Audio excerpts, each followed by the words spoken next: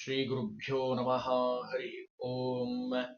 यतो जन्माद्यस्य श्रुतिसुनयमानैकविषयात् स्वतन्त्रस्तन्त्रज्ञो गुरुरपि गुरोर्यश्च जगताम् विमूढा यत्तत्त्वं प्रकटमिह वेत्तुं सुमनसो मुकुन्दं ध्यायाम वहतकं तं स्वमहसा सर्वविघ्नः प्रशमनं सर्वसिद्धिकरं परं सर्वजीवप्रणेतारं वन्दे जयतं हरिं करोतु मम कल्याणं हरिर्हयमुखाभिदः गुरुश्च मध्वनामा मे वरदोऽस्तु निरन्तरं वाणिते करवण्यम्ब चरणो हृदि सर्वदा मद्वाक्यसरणीर्यात् श्रीमदाचार्यभावग समाश्रयेत् गुरुं भक्त्या महाविश्वासपूर्वकं निक्षिपे सर्वभारांश्च गुरो ಶ್ರೀಪಾದಪಂಕಜೇ।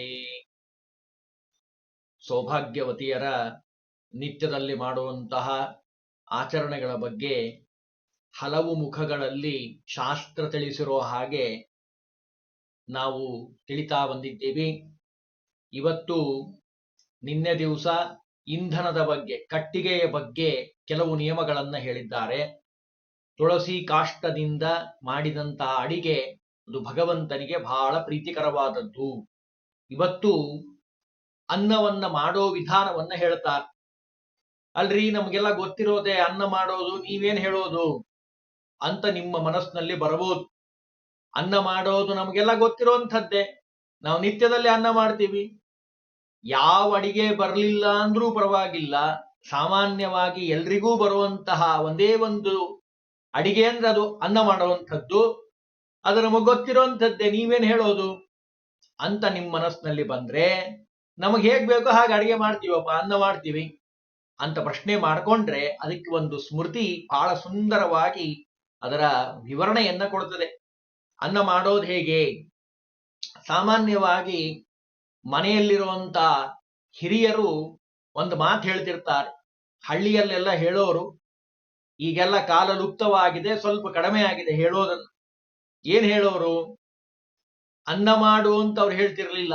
ಅವ್ರು ಹೇಳೋದು ಹೇಗೆ? 3 ಬಾರಿ ಅಕ್ಕಿಯನ್ನ ಚೆನ್ನಾಗಿ ತೊಳೆದು ಅನ್ನಕ್ಕೆಡು ಅಂತ ಹೇಳೋರು. ಈ ವಾಕ್ಯದಲ್ಲಿರುವಂತಹ ಶಾಸ್ತ್ರಬದ್ಧವಾಗಿರುವಂತಹ ವಿಷಯವನ್ನ ನಾವು ಇವತ್ತು ತಿಳಿಯೋಣ. 3 ಬಾರಿ ಅಕ್ಕಿಯನ್ನ ಚೆನ್ನಾಗಿ ತೊಳೆದು ಅನ್ನಕ್ಕೆಡು ಅಂತ ಹೇಳೋರು. ಇದರ ಅರ್ಥ ಬಹಳ ವಿಸ್ತಾರವಾಗಿದೆ. ಅನ್ನ ಮಾಡೋದು ಹೇಗೆ ಅನ್ನೋದೇ ಇದರ ಒಂದು ವಿವರಣೆ. ತಂಡುಲಾನ್ ಶಾಲಯೇತ್ ಪಶ್ಚಾತ್, ಬಹಳ ಸುಂದರವಾಗಿ ಶ್ಲೋಕದಲ್ಲಿ ಹೇಳ್ತಾರೆ. ಅಕ್ಕಿಯನ್ನ 3 ಬಾರಿ ಚೆನ್ನಾಗಿ ತೊಳೆಯಬೇಕು. ಚೆನ್ನಾಗಿ ತೊಳೆದು ಆಮೇಲೆ ಒಲೆಯ ಮೇಲಿಡಬೇಕು. ಶುದ್ಧವಾದ ನೀರನ್ನ ಹಾಕಬೇಕು. ಅದು ಶಾಸ್ತ್ರಬದ್ಧವಾಗಿ ಮಾಡುವಂತಹ ಒಂದು ಅನ್ನದ ವಿಧಾನ. ವಾಗ್ಯತಾ, ಮೌನದಿಂದಿರಬೇಕು, ಮಾತಾಡಬಾರದು. ನಿಯತೇಂದ್ರಿಯ, ಇಂದ್ರಿಯಗಳನ್ನು ನಿಗ್ರಹದಲ್ಲಿಟ್ಕೊಳ್ಬೇಕು. ನಮ್ಮ ಗಮನ ಭಗವಂತನ ಸ್ಮರಣೆಯನ್ನ ಮಾಡೋದಾಗಿರಬೇಕು. ಅಕ್ಕಿಯನ್ನ ಚೆನ್ನಾಗಿ ತೊಳೆದು 3 ಬಾರಿ ಚೆನ್ನಾಗಿ ತೊಳಿಬೇಕು. ಆಮೇಲೆ ಬೇರೆ ನೀರನ್ನ ಅದಕ್ಕೆ ಸೇರಿಸಿ ಆಮೇಲೆ ಪಾತ್ರೆಯನ್ನ ಇಡಬೇಕು. ಇದು ದೇಗವ ಯೋಗ್ಯವಾಗಿರುವಂಥದ್ದು, ಅಮೃತ ಸಮಾನವಾದದ್ದು ಅಂತಾರೆ ಶಾಸ್ತ್ರಕಾಲದಲ್ಲಿ. ಮತ್ತೆ ಇದರ ವ್ಯತಿರಿಕ್ತವಾಗಿ ಮಾಡಬಾರದ್ಯಾವುದು ಅಂತ ಕೇಳಿದ್ರೆ, ಒಲೆ ಮೇಲೆ ಚೆನ್ನಾಗಿ ಕುದಿಯುವಂತಹ ನೀರಿಟ್ಬಿಡೋದು, ಇಟ್ಟು ಮೇಲಿಂದ ಅಕ್ಕಿ ಸುರಿಯೋದು. ಈ ರೀತಿ ಮಾಡಬಾರದು ಅಂತ ಹೇಳ್ತಾರೆ. ತಪ್ತೋದಕಸ್ಯ ತನ್ಮಧ್ಯೆ ತಂಡುಲಂ ಪಾಚಯೇದ್ಯದಿ ತದನ್ನಂ ಮಾಂಸದೃಶಂ ತದ್ರಸಂ ಸುರಯಾಸಮಂ. ಅರ್ಥ ಹೇಳೋದು ಬೇಡ, ಇಷ್ಟು ತಿಳ್ಕೊಂಡ್ರೆ ಸಾಕು. ಮೇಲಿನಿಂದ ಅಕ್ಕಿಯನ್ನ ಸುರಿದು ಕುದಿಯೋ ನೀರಿಗೆ ಅನ್ನವನ್ನ ಮಾಡಬಾರದು. ಪ್ರತ್ಯೇಕವಾಗಿ ಅನ್ನವನ್ನ ಮಾಡಿ ಭಗವಂತನಿಗೆ ಸಮರ್ಪಣೆಯನ್ನು ಮಾಡಬೇಕು. ಅನ್ನ ಮಾಡೋ ಸಂದರ್ಭದಲ್ಲಿ ಇದೆಲ್ಲ ಗಮನದಲ್ಲಿರಬೇಕು. ಇದಕ್ಕೆ ಸ್ವಲ್ಪ ಮುಂದೋಗಿ ಇನ್ನೊಂದು ಮಾತು ಹೇಳ್ತಾರೆ. ಬೇಳೆಯನ್ನ ಅನ್ನ ಮಾಡೋದು ಹೇಳಿದ್ರು, ಸಾರು ಮಾಡೋದು ಹೇಳ್ಬೇಕಲ್ಲ, ಅದನ್ನು ಹೇಳ್ತಾ ಇದ್ದಾರೆ. ಅನ್ನ ಮಾಡೋದ್ರ ಜೊತೆಗೆ ಸಾರನ್ನ ಮಾಡಬೇಕಾದ್ರೆ ಬೇಳೆಯನ್ನ ಅನ್ನದಂತೆ ಬೇಯಿಸಬಾರದು ಅಂತಾರೆ. ಸೂಪಸ್ಯನಾಯಂ ಯಮಃ ಅಂದ್ರೆ ಕುದಿಯುವ ನೀರಿನಲ್ಲಿ ಬೇಳೆಯನ್ನ ಬೇಯಿಸಬೇಕು ಅಂತಾರೆ, ಹೊರತು ಅನ್ನದಂತೆ ನೀರಿನ ಜೊತೆಗೆ ಬೇಳೆಯನ್ನ ಸರ್ವತಾ ಬೇಯಿಸಬಾರದು. ನೋಡಿ, ಅನ್ನ ಮತ್ತು ಬೇಳೆ ಎರಡರ ಮಹತ್ವವನ್ನು ತಿಳಿಸಿದ್ರು, ಹೇಗೆ ಮಾಡೋದು ಅಂತ. ಇಂತಹ ಶಾಸ್ತ್ರಬದ್ಧವಾಗಿ ನಮಗ್ ತಿಳಿದ ಹಾಗೆ ಮಾಡೋದಲ್ಲ. ಯಾಕೆ ಅಂದ್ರೆ ಆ ಅನ್ನ ಯಜ್ಞಕ್ಕೆ ಬೇಕಾಗಿರುವಂಥದ್ದು. ಯಾವ ಯಜ್ಞ? ಮೊದಲನೇದ್ದು ವೈಶ್ವಾನರ ಯಜ್ಞ. ಭಗವಂತನಿಗೆ ಸಮರ್ಪಣೆಯನ್ನ ಮಾಡ್ತಾ ಇದ್ದೀರಿ. ವೈಶ್ವದೇವಕ್ಕೆ ಬೇಕಾಗಿರುವಂತಹ ಅನ್ನ ಅದು. ವೈಶ್ವದೇವ ಮಾಡ್ತಾರೆ. ಆ ವೈಶ್ವದೇವ ಮಾಡಿದಂತಹ ಶುದ್ಧವಾದ ಅನ್ನದಿಂದ ಎಲ್ಲ ಬಂದಿರುವಂತಹ ಸದ್ಭಕ್ತರಿಗೆ, ಸಜ್ಜನರಿಗೆ ಭೋಜನವನ್ನ ಮಾಡಿಸ್ತಾರೆ. ಹಾಗಾಗಿ ಮಾಡುವಂತಹ ಅಡಿಗೆ ಶುದ್ಧವಾಗಿರಬೇಕು, ದೇವ ಪಿತೃ ಬ್ರಾಹ್ಮಣರಿಗೆ ಯೋಗ್ಯವಾಗಿರಬೇಕು. ಅದಕ್ಕೆ ಈ ಎಲ್ಲ ನಿಯಮಗಳನ್ನ ತಿಳಿದು ಅನ್ನ ಮಾಡೋದು ಹೇಗೆ, ಬೇಳೆಯನ್ನ ಚೆನ್ನಾಗಿ ಬೇಯಿಸೋದು ಹೇಗೆ, ನಮ್ಮ ಮನಸ್ಸಿಗೆ ಬಂದ ಹಾಗೆ ಮಾಡೋದಲ್ಲ. ಶಾಸ್ತ್ರದ ನಿಯಮವನ್ನ ತಿಳಿದು, ಅಂದ್ರೆ ಪಾಕದ ವಿಧಾನವನ್ನ ತಿಳಿದು ಶ್ರದ್ಧೆಯಿಂದ ಮಾಡಿದಾಗ ಅದು ಭಗವಂತನಿಗೆ ಬಹಳ ಪ್ರೀತಿಕರವಾಗಿರುವಂಥದ್ದು. ಅಗ್ನಿಷ್ಠ ಹೋಮ ಯಾಗ ಮಾಡಿದ್ರೆ ಎಷ್ಟು ಫಲ ಬರಬೇಕೋ ಆ ಫಲ ಅನಾಯಾಸವಾಗಿ ಈ ರೀತಿಯಾಗಿ ತಿಳಿದು ಸೌಭಾಗ್ಯವತಿಯರು ಅನ್ನವನ್ನ, ಬೇಳೆಯನ್ನ ಚೆನ್ನಾಗಿ ಬೇಯಿಸಿ ಸಾರನ್ನ ಮಾಡಿ ಬಡಿಸಿದ್ದೇ ಆದ್ರೆ ಬರ್ತಾ ಇದೆ. ಅಷ್ಟೇ ಅಲ್ಲ, ಶ್ರಾದ್ದ ಮಾಡ್ತಾರೆ ಮನೆಯಲ್ಲಿ. ಯಾರು ಅಡಿಗೆ ಮಾಡಬೇಕು ಅಂತ ಪ್ರಶ್ನೆ ಮಾಡಿಕೊಂಡ್ರೆ ಸೊಸೆಯಾದವಳು ಅಡಿಗೆಯನ್ನ ಮಾಡಬೇಕಂತೆ ಶ್ರಾದ್ದದಲ್ಲಿ. ಆಗ ಪಿತೃಗಳಿಗೆ ಬಹಳ ಪ್ರೀತಿ ಆಗತ್ತಂತೆ. ಸ್ತುಷ್ಣಾ ಹಸ್ತೈರ್ ಕರಚಿತ ಪಾಕೋ ಅಮೃತ ಸಮೋಮತಃ. ಮಾರ್ಕಾಂಡೇಯ ಸ್ಮೃತಿ ಹೇಳ್ತದೆ. ಸ್ತುಷ್ಣ ಅಂದ್ರೆ ಸೊಸೆ ಮಾಡುವಂತಹ ಹಸ್ತದಿಂದ ಮಾಡುವಂತಹ ಅಡಿಗೆ ಪಿತೃಗಳಿಗೆ ಅಮೃತ ಸಮಾನವಾದದ್ದು. ಆದ್ದರಿಂದ ಪತಿವ್ರತ ಸ್ತ್ರೀಯರು ಶ್ರಾದ್ದದಲ್ಲಿ ಅಡಿಗೆಯನ್ನ ಮಾಡಿಕೊಡಬೇಕು ಅಂತ ಹೇಳ್ತಾರೆ. 10 ರೀತಿಯಲ್ಲಿ ಶುದ್ಧವಾದ ಆಹಾರವನ್ನ ಪಿತೃಗಳು ಸ್ವೀಕಾರ ಮಾಡ್ತಾರೆ. ಅದರಲ್ಲಿ ಮೊದಲನೇದ್ದು ಸೊಸೆ ಕೈಯಲ್ಲಿ ಮಾಡಿರುವಂತಹ ಅಡಿಗೆ. ಪರಿವೇಷಣ ಮಾತ್ರಂ ವಾ ಕುರ್ಯಾದಿತ್ಯೇವ ಸಾ ಶ್ರುತಿ.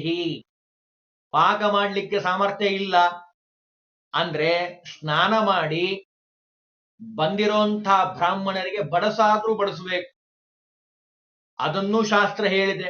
ನಮ್ ಕೈಲೇನು ಆಗದೇ ಇಲ್ಲ, ನಾವ್ ಹೆಂಗ್ ಮಾಡೋಣ, ನಮಗ್ ಗೊತ್ತಿಲ್ಲ, ನಮ್ಗೆ ಯಾರು ಹೇಳೇ ಇಲ್ಲ, ನಮ್ ಕೈಲಿ ಮಾಡ್ಲಿಕ್ಕೆ ಆಗ್ತದ, ಇವೆಲ್ಲ ಬಿಟ್ಬಿಡ್ಬೇಕು. ಮನಸ್ಸಿನಿಂದ ಎಲ್ಲವನ್ನೂ ಮಾಡ್ಲಿಕ್ಕೆ ಸಾಧ್ಯ.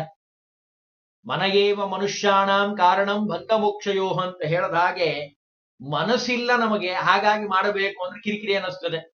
ಮಾಡಬೇಕು ಅಂತ ನಿರ್ಧಾರ ಮಾಡಿದ್ರೆ ಮನುಷ್ಯ ಯಾವುದೋ ಒಂದು ಪದಾರ್ಥ ಬೇಕಾಗಿರ್ತದೆ, ಪೂರ್ಣ ಊರನ್ನ, ಮಾರ್ಕೆಟ್ ಅನ್ನ ಸುತ್ತಿ ಎಲ್ಲಿ ಸಿಗ್ತದೆ ಅಂತ ಕೇಳಿ 10 ಜನಕ್ಕೆ ಫೋನ್ ಮಾಡಿ ಆ ಅಡ್ರೆಸ್ ತಗೊಂಡು ಅಲ್ಲಿ ಹೋಗಿ ಮತ್ತ ಅವನ ಹತ್ರ ಚೌಕಾಸಿ ಮಾಡಿ ಹೇಗೆ ಖರೀದಿ ಮಾಡ್ಕೊಂಡ್ ಬರ್ತಾರ ನೋಡಿ. ಯಾವುದೋ ಒಂದು ಸಣ್ಣ ಪದಾರ್ಥ, ಆದ್ರೆ ದೇವೋತ್ತಮನಾಗಿರುವಂತಹ, ಸ್ವತಂತ್ರನಾಗಿರುವಂತಹ, ಸರ್ವೋತ್ತಮನಾದ ಭಗವಂತನ ಪ್ರೀತ್ಯರ್ಥಕವಾಗಿ ಮಾಡುವಂತಹ ಅಡಿಗೆ ಅದು ಬಹಳ ವಿಶೇಷವಾದ ಫಲವನ್ನ ಕೊಡ್ತಾ ಇದೆ. ಸ್ನಾನವನ್ನ ಮಾಡಿ ಅಡಿಗೆ ಮಾಡ್ಲಿಕ್ಕೆ ಸಾಧ್ಯ ಆಗಿಲ್ಲ, ಆರೋಗ್ಯದ ದೃಷ್ಟಿ ಏನೋ ಸಮಸ್ಯೆಯಿಂದ, ಅಡಿಗೆ ಮಾಡೋರಂತೂ ಮಾಡಿರ್ತಾರೆ, ಬಡಸಾದ್ರೂ ಬಡಿಸಬೇಕಂತ ಶ್ರಾದ್ದದಲ್ಲಿ. ಅದು ಭಾರಿ ವಿಶೇಷವಾದ ಫಲ. ಮಂಡಲಂ ಕುರುತೆ ನಿತ್ಯಂ ಯಾನಾರಿ ಕೇಶವಾಗ್ರತಃ ಸಪ್ತ ಜನ್ಮ ನಿವೇದವ್ಯಂ ನಾಪ್ನೋತಿ ಕದಾಚನ. ಎಷ್ಟು ಸುಂದರವಾಗಿ ಹೇಳ್ತಾರೆ ನೋಡಿ. ದೇವರಿಗೆ ನೈವೇದ್ಯ ಮಾಡ್ತಾರೆ. ನೈವೇದ್ಯ ಮಾಡುವ ಸಂದರ್ಭದಲ್ಲಿ ಮಂಡಲವನ್ನ ಬರೆದು ಅದರ ಮೇಲೆ ಎಲ್ಲ ಅಡಿಗೆಯನ್ನಿಡುವಂಥದ್ದು. ಆ ಮಂಡಲ ಬರೆಯೋದಿದೆ ಅಲ್ಲ, ಆ ಮಂಡಲವನ್ನ ಸ್ತ್ರೀಯರು ಚೆನ್ನಾಗಿ ರಂಗೋಲೆ ಹಾಕಿ ಅಲಂಕಾರ ಮಾಡಿ ಚೆನ್ನಾಗಿ ಬರೆಯೋದ್ರಿಂದ ಪೂಜೆಗಾಗಿ, ನೈವೇದ್ಯಕ್ಕಾಗಿ ದೇವರ ಸನ್ನಿಧಿಯಲ್ಲಿ ಸ್ತ್ರೀಯರು ಚೌಕಾಕಾರದ ಆಕಾರದಲ್ಲಿ ಮಂಡಲವನ್ನ ಮಾಡಬೇಕು. ಇದರಿಂದ 7 ಜನ್ಮದವರೆಗೆ ಸೌಭಾಗ್ಯವತಿಯರಾಗಿರ್ತಾರೆ. ವೈಧವ್ಯ ಬರೋದೇ ಇಲ್ಲ. ಅಷ್ಟು ಭಗವಂತ ಅನುಗ್ರಹವನ್ನ ಮಾಡ್ತಾನೆ. ಇನ್ನು ನೈವೇದ್ಯಕ್ಕೆ ಅಡಿಗೆ ಮಾಡಿದ್ದಾರೆ, ಮಂಡಲವನ್ನು ಬರೆದಿದ್ದಾರೆ.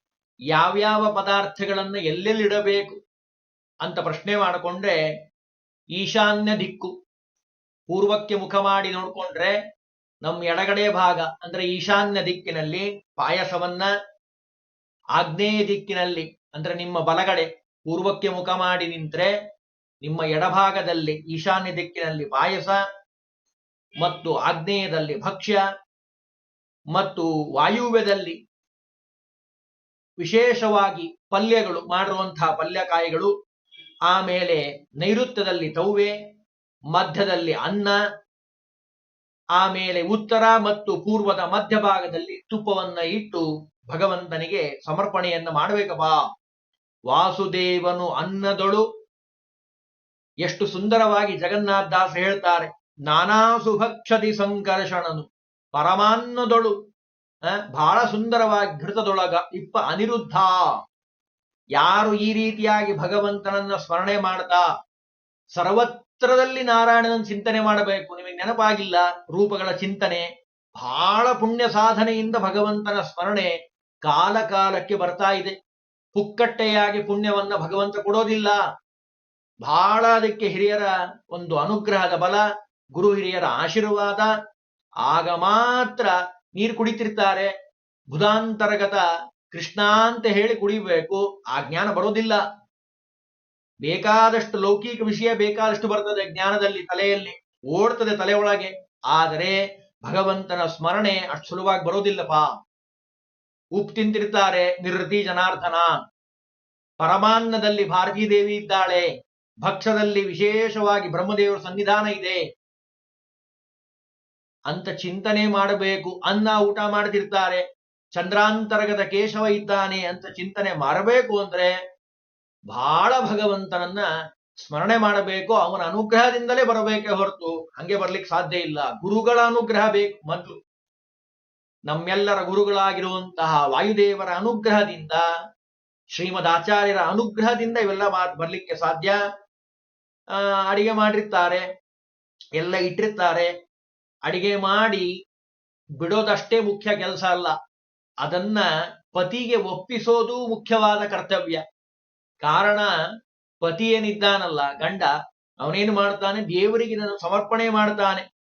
ವೈಶ್ವದೇವ ಮೊದಲಾದ ಪಂಚ ಮಹಾಯಜ್ಞಗಳಿದ್ದಾವೆ, ಅದಕ್ಕೆ ಇದನ್ನ ಬಳಸ್ತಾನವನು ಆ ಅಡಿಗೆಯನ್ನ. ಹಾಗಾಗಿ ಇದು ಅತ್ಯಂತ ಅವಶ್ಯಕವಾಗಿರುವಂಥದ್ದು. ಬಡಿಸಬೇಕಾದ್ರೂ ಸಹಿತ ಎಲ್ಲಿ ಬೇಕಲ್ಲೇ ಯಾವ ಪದಾರ್ಥವನ್ನ ಬಡಿಸೋ ಹಾಗಿಲ್ಲ. ಎಲ್ಲರಿಗೂ ಗೊತ್ತಿರುವಂಥದ್ದೇ ವಿಷಯ, ಆದ್ರೂ ಒಂದೆರಡು ವಿಷಯ ತಿಳ್ಕೊಳ್ಳಿ ಅನ್ನೋ ದೃಷ್ಟಿಯಿಂದ. ಕೆಲವರಿಗೆ ಗೊತ್ತಿರೋದಿಲ್ಲ, ಹಿಂಗೆ ಯಾಕೆ ಬಡಿಸ್ಬೇಕು ಅಂತ ಪ್ರಶ್ನೆ ಕೇಳ್ತಾರೆ.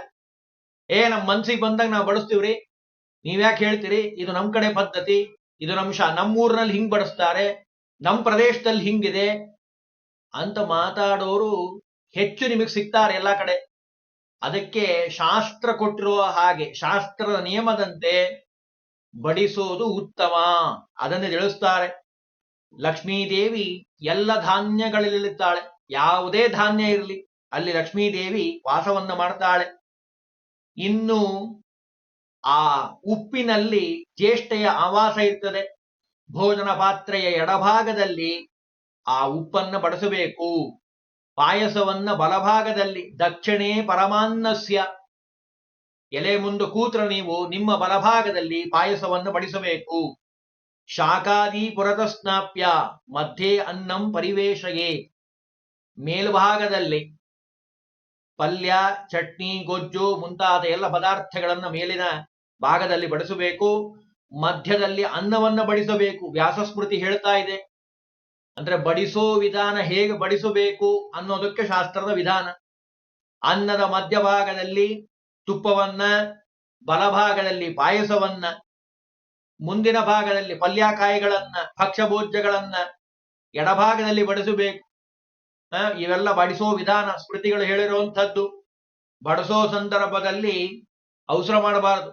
ಒಂದೊಂದು ಪದಾರ್ಥಗಳು ಒಂದಕ್ಕೊಂದು ಹತ್ತುವಂತೆ, ಬಡಿಯುವಂತೆ ತಾಗುವಂತೆ ಇರಬಾರದು, ದೂರ ದೂರಕ್ಕೆ ಬಡಿಸಬೇಕು. ಆಮೇಲೆ ತವ್ವೆಯನ್ನ ಬಡಿಸುವಾಗ ಬಹಳ ಎಚ್ಚರಿಕೆಯಿಂದ ಬಡಿಸಬೇಕು. ಅನ್ನಕ್ಕೆ ಅದು ತಾಗಬಾರದು, ದೂರದಲ್ಲಿ ಬಡಿಸಬೇಕು, ಸ್ವಲ್ಪ ಬಿಟ್ಟು.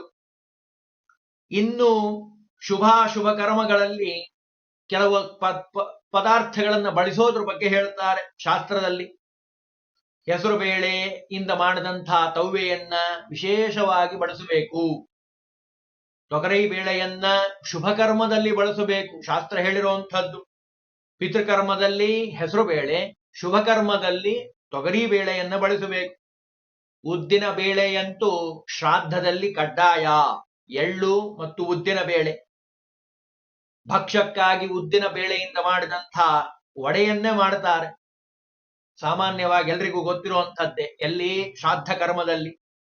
ಅಂದ್ರೆ ಸ್ತ್ರೀಯರು ಅಡಿಗೆ ಮಾಡೋ ಸಂದರ್ಭದಲ್ಲಿ ಇವತ್ ನಮ್ಮ ಮನೇಲಿ ಏನಿದೆ, ಹಬ್ಬ ಇದೇನೋ, ಹುಣ್ಣಿಮೆ ಇದೇನೋ, ಶ್ರಾದ್ದ ಇದೇನೋ, ಪಕ್ಷ ಇದೇನೋ ಅಂತ ತಿಳಿದು ಅಡಿಗೆ ಮಾಡ್ಲಿ, ಮಾಡೋ ಸಂದರ್ಭದಲ್ಲಿ ಹೀಗೆ ಬಡಿಸ್ಲಿ ಅನ್ನೋದಕ್ಕೆ ಇವೆಲ್ಲ ನಿಯಮಗಳನ್ನು ಶಾಸ್ತ್ರದಲ್ಲಿ ಹೇಳಿರುವಂಥದ್ದು. ಭೋಜನ ಮಾಡುವಂತಹ ಸಂದರ್ಭದಲ್ಲಿ ಇದನ್ನ ಎಲ್ರೂ ಮಾಡಬೇಕು. ನಾವು ಬಿಟ್ಬಿಟ್ಟಿದ್ದೀವಿ, ಬೇರೆಯವರೆಲ್ಲ ಇದನ್ನ ಅನುಸಂಧಾನ ಮಾಡ್ತಾರೆ, ನಾವು ಮರೆತು ಬಿಟ್ಟಿದ್ದೀವಿ, ನಮಗೆ ಗಮನನೇ ಇರೋದಿಲ್ಲ. ಹೋಗ್ತಾ ಇರ್ತದೆ ಕೈ ಎಲೆ ಮೇಲೆ, ಸೀದಾ ಬಾಯಿಗೆ ಹೋಗ್ತಾ ಇರ್ತದೆ. ಎಲ್ರೂ ಇದನ್ನ ಆಚರಣೆ ಮಾಡ್ತಾರೆ. ಅದರಲ್ಲೂ ಹಳ್ಳಿಯಲ್ಲಿ ಹೋಗಿಬಿಟ್ರಂತೂ ಎಲ್ಲಾರು ಇದನ್ನ ಆಚರಣೆ ಮಾಡ್ತಾರೆ. ನಾವು ಮರ್ತೇ ಬಿಟ್ಟಿದ್ದೀವಿ. ಏನು? ಅನ್ನಂ ದೃಷ್ಟ್ವಾ ಪ್ರಣಮ್ಯಾದೋ. ಎಲೆ ಮುಂದೆ ಕೂತ್ಕೊಳ್ಳೆ ಆ ಅನ್ನಕ್ಕೆ ನಮಸ್ಕಾರವನ್ನು ಮಾಡಬೇಕು.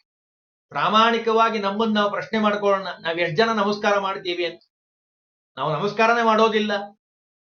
ಮಾಡಬೇಕು ಅಂತಾರೆ ಶಾಸ್ತ್ರಕಾರರು. ಅನ್ನಕ್ಕೆ ನಮಸ್ಕಾರವನ್ನು ಮಾಡಬೇಕು. ಯಾಕೆ? ಅನ್ನದಿಂದ ಈ ದೇಹ ಬದುಕುವಂಥದ್ದು. ಇಷ್ಟಕ್ಕೆ ಮುಗಿಲಿಲ್ಲ, ಅನ್ನದಲ್ಲಿ ಭಗವಂತ ಇದ್ದಾನೆ. ಆ ಭಗವಂತನ ಅನುಗ್ರಹವನ್ನ ಪ್ರಾರ್ಥನೆ ಮಾಡಬೇಕು. ಅದಕ್ಕೆ ನಮಸ್ಕಾರ, ಮೊದಲು ನಮಸ್ಕಾರ ಮಾಡಬೇಕು. ನಿತ್ಯವೂ ವೈಶ್ವದೇವ ಮಾಡಿ ಗುರು ಹಿರಿಯರಿಗೆ, ಬ್ರಾಹ್ಮಣರಿಗೆ, ಸಜ್ಜನರಿಗೆ ಹಾಕಿದ ಉಚ್ಚಿಷ್ಟವನ್ನ, ಅಂದ್ರೆ ಅವರು ಊಟ ಆದ ಮೇಲೆ ಅವರಿಗೆಲ್ಲ ಬಡಿಸಿ ಹಾಕಿದಾದ ಮೇಲೆ ಊಟವನ್ನ ಮಾಡಬೇಕು. ಸ್ತ್ರೀ ಆಗಿರುವಂಥವಳು. ಪುರುಷರಾದ್ರೂ ಅಷ್ಟೇ, ಜ್ಞಾನಿಗಳಿಗೆ, ಹಿರಿಯರಿಗೆ, ಮನೆಯಲ್ಲಿರುವಂತಹ ದೊಡ್ಡವರಿಗೆಲ್ಲ ಬಡಿಸಿ ಆಮೇಲೆ ಪುರುಷ ಊಟವನ್ನ ಮಾಡಬೇಕು. ಅನ್ನ ಸಂಸ್ಕಾರಕ್ಕೆ ಕಾರಣವಾಗಿದೆ. ಎಂಥ ಅನ್ನವನ್ನ ನೀವು ಸ್ವೀಕಾರ ಮಾಡ್ತೀರೋ ಅಂತಹ ಸಂಸ್ಕಾರ ನಿಮ್ಮಲ್ಲಿ ಬರ್ತಾ ಇರ್ತದೆ. ಶುದ್ಧವಾದ ಸಂಸ್ಕಾರ, ಶುದ್ಧವಾದ ಮಾತು, ಶುದ್ಧವಾದ ನಡೆ, ನುಡಿ, ಶೀಲ, ಸೌಜನ್ಯ, ವಿನಯ ನಿಮ್ಮಲ್ಲಿ ಬರಬೇಕು ಅಂದ್ರೆ ಅದು ಅನ್ನ. ಅನ್ನದ ಕಾರಣ ಅತ್ಯಂತ ಅವಶ್ಯಕ. ದೇವರಿಗೆ ಸಮರ್ಪಣೆ ಮಾಡಿರುವಂತ ಅನ್ನದಿಂದ ಇವೆಲ್ಲ ಬರಲಿಕ್ಕೆ ಸಾಧ್ಯ.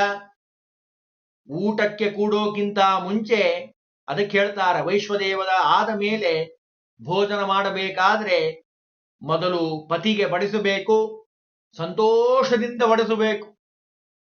ಊಟ ಮಾಡೋ ಸಂದರ್ಭದಲ್ಲಿ ಲೌಕಿಕ ವಿಷಯ ಒಟ್ಟ ಮಾತಾಡಬಾರದು. ಗಂಡನಿಗೆ ಕ್ರೋಧ ಬರೋ ಹಾಗೆ ವಿಷಯಗಳನ್ನ ಹೇಳಬಾರದು. ಯಾವುದೋ ವಿಷಯವನ್ನ, ಎಲ್ಲೋ ಏನೋ ಆಗಿದ್ದನ್ನ ಒಟ್ಟ ಮಾತಾಡಬಾರದು. ಭಗವಂತನ ಸ್ಮರಣೆಯನ್ನ ಮಾಡ್ತಾ ಭೋಜನವನ್ನ ಬಡಿಸಬೇಕು. ಅದಾದ ಮೇಲೆ ಪತಿಯ ನಂತರ ತಾನೂ ಭೋಜನವನ್ನು ಮಾಡಬೇಕು. ಪತಿಂಚೈ ಅನುಜ್ಞೆಯನ್ನ ಪಡೆದು ಭುಕ್ತ್ವಾ ಊಟವನ್ನ ಮಾಡಿ ಅಶೆ ಉಳಿದಿರುವಂತಹ ಕಾಲವನ್ನ ಅವ್ಯಯನಾಗಿರುವಂತಹ ವಿಚಿಂತೆಯ ಭಗವಂತನ ಸ್ಮರಣೆಗೋಸ್ಕರವಾಗಿ ಕಳಿಬೇಕು ಅಂತಾರೆ. ಬಹಳ ಸುಂದರವಾಗಿ ಹೇಳ್ತಾರೆ. ಭೋಜನ ಮಾಡುವುದಕ್ಕೆ ಮೊದಲು ಸ್ತ್ರೀಯರು ತೀರ್ಥವನ್ನ ಸ್ವೀಕಾರ ಮಾಡಬೇಕು, ಗಂಧವನ್ನ ಲೇಪಿಸಿಕೊಳ್ಳಬೇಕು. ಬಹಳ ಸುಂದರವಾಗಿ ಹೇಳ್ತಾರೆ. ಗಂಧವನ್ನ ಎಲ್ಲ ಹಚ್ಕೊಳ್ಬೇಕು. ಸಾಮಾನ್ಯವಾಗಿ ಪುರುಷರೇನ್ ಮಾಡ್ತಾರೆ? ಹಣೆಗೆ ಹಚ್ಕೊಂತಾರೆ, ದ್ವಾದಶ ನಾಮಗಳನ್ನು ಹಚ್ಕೊಂತಾರೆ. ಸ್ತ್ರೀಯರು ಗೋಪಿ ಚಂದನವನ್ನ ಹಣೆಗೆ ಹಚ್ಕೊಂತಾರೆ, ಆಮೇಲೆ ಕುಂಕುಮವನ್ನು ಹಣೆ ಮಾಡ್ತಾರೆ. ಮತ್ ಗಂಧ ಎಲ್ಲಿ ಹಚ್ಕೊಳ್ಬೇಕು ಅಂತ ಕೇಳಿದ್ರೆ, ಮನೆ ವಾರ್ತೆಯಲ್ಲಿ ವಾದರಾಜ ಸ್ವಾಮಿಗಳು ಹೇಳ್ತಾರೆ, ಅಚ್ಚ ಶ್ರೀಗಂಧವನ್ನು ಕೊರಳಿಗೆ ಲೇಪಿಸಿ. ಕೊರಳಿನ ಭಾಗದಲ್ಲಿ ಆ ಗಂಧವನ್ನ ಲೇಪಿಸಿಕೊಳ್ಳಬೇಕು. ಇದೇ ಸಾಲು ಇವತ್ತಿನ ಎಲ್ಲರಿಗೂ ಪ್ರಮಾಣವಾಗಿರುವಂಥದ್ದು, ಸಂಪ್ರದಾಯಬದ್ಧವಾಗಿರುವಂಥದ್ದು, ಪ್ರಾಚೀನವಾಗಿ ಇವತ್ತು ಅದನ್ನ ಎಲ್ಲ ಸ್ತ್ರೀಯರು ಪಾಲನೆಯನ್ನ ಮಾಡ್ತಾರೆ. ಸ್ತ್ರೀಯರು ಪತಿಯ ಭೋಜನ ನಂತರ ಭೋಜನ ಪಾತ್ರೆಯಲ್ಲೇ ಊಟ ಮಾಡಬೇಕು. ಇದು ಸ್ನೇಹದ, ಪ್ರೀತಿಯ ಅಭಿವೃದ್ಧಿಗೆ ಕಾರಣವಾಗುವಂಥದ್ದು ಅಂತ ಹೇಳ್ತಾರೆ. ಅಗ್ನಿಪುರಾಣದಲ್ಲೂ ಬಹಳಷ್ಟು ವಿಷಯಗಳನ್ನ ಇದಕ್ಕೆ ಸಂಬಂಧಪಟ್ಟ ಹಾಗೆ ತಿಳಿಸ್ತಾರೆ. ಇನ್ನು ಊಟ ಮಾಡೋ ಸಂದರ್ಭದಲ್ಲಿ ಕೆಳಗಡೆ ಕೂತು ಊಟ ಮಾಡುವಂಥದ್ದು ಶಾಸ್ತ್ರ ವಿಹಿತವಾಗಿರುವಂಥದ್ದು.